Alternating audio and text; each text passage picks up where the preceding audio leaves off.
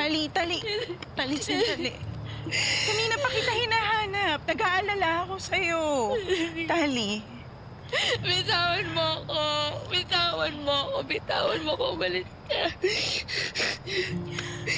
Tali, halika na. Iuwi na kita, ha? Hindi kita papabayaan. Iuwi na kita. Sige na. Iuwi Tali. mo ako. Saan ba yung bahay ko, ha? Saan yung bahay ko? Where do I belong? Sabihin mo sa akin, sino ba yung pamilya ko? Ako, Tali, andito ako. Ha? Andito ako, anak. Anak, andito. Alam mo, kasalanan mo to eh. Kung hindi mo ako binigay kay Rosel, sana hindi mangyayari lahat ng to. Alam mo ano nangyari? Binigay mo lang ako ng parang kuting. Alam mo kung gaano kasakit yun? Patawad, anak. Tali, anak, patawad. Patawarin mo. Patawarin mo ko, anak. Alam mo, wala kang kwentang ina, no? Pinabayaan mo lang ako. Kaya nagkakaganto yung buhay ko. Ngayon masaya ka na. Alam mo, yung ginawa mo sa akin, walang kapatawaran. Lagi mo yung tandaan. Patawarin mo. Tali, patawarin mo ko, anak. Patawarin mo ko, anak. I'm sorry. I'm sorry. Ang sama-sama mo. I'm sorry.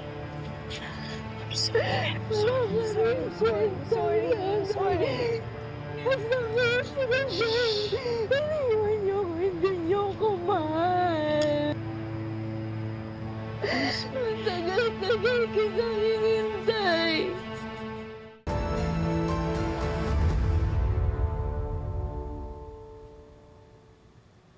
Nasaan ako? Ano nangyayari?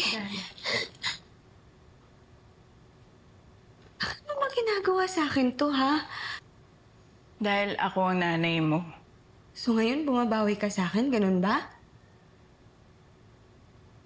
Siguro nga. Malaki yung kasalanan mo. Kaya hindi ko bastang tatanggapin na ikaw yung nanay ko.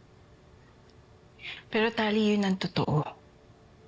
Si Rosel yung nagpalaki sa akin at hindi ikaw. Bakit? Minahal ka ba niya ng parang kanya? Ha?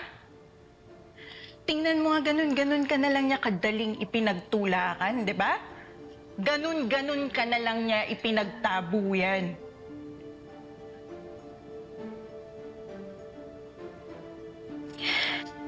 Tali, si Rosel at si Tyrone, hindi mo kadugo. Ako. Ako ang pamilya mo. Kaya dapat tayo yung magtulungan. Dapat tayo yung magkampihan.